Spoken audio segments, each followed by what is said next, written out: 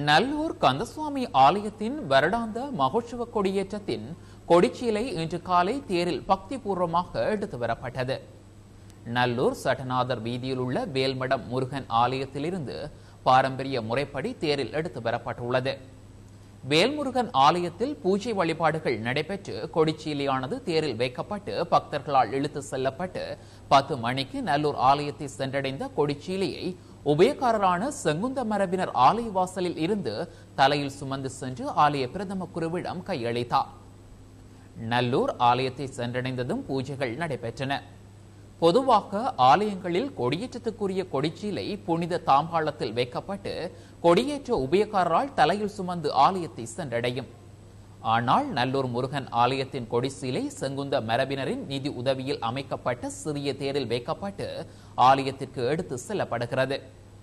நல்லூர் கந்தசுவாமி ஆலயத்தின் வருடாந்த உற்சவம் நாளை வழமை போன்று முற்பகல் 10 மணிக்கு கொடியேற்றத்துடன் ஆரம்பமாகி தொடர்ந்து 25 நாட்கள் இடம்பெறவுள்ளது.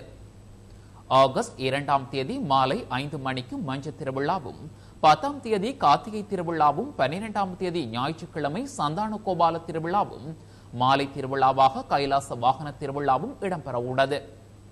ஆகஸ்ட் 15ஆம் தேதி சப்ர திருவிழாவும், 16ஆம் தேதி தேர் திருவிழாவும், 17ஆம் தேதி தீர்த்த திருவிழாவும், மறுநாள் பூங்காவனமும் இடம்பெறவுள்ளது.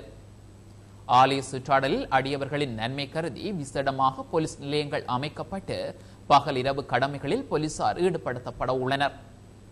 இன்று நள்ளிரவு முதல் ஆலய சுற்றாடல் வீதிகளான கோயில் வீதி, பருத்துத்துறை வீதி, செட்டித்தெரு வீதி, கைலாச பிள்ளையார் கோயில் வீதி, அரசடி வீதிகள் மூடப்பட்டு அடுத்த மாதம் 18ஆம் தேதி நள்ளிரவு திறந்து விடப்படும் என அறிவிக்கப்பட்டுள்ளது.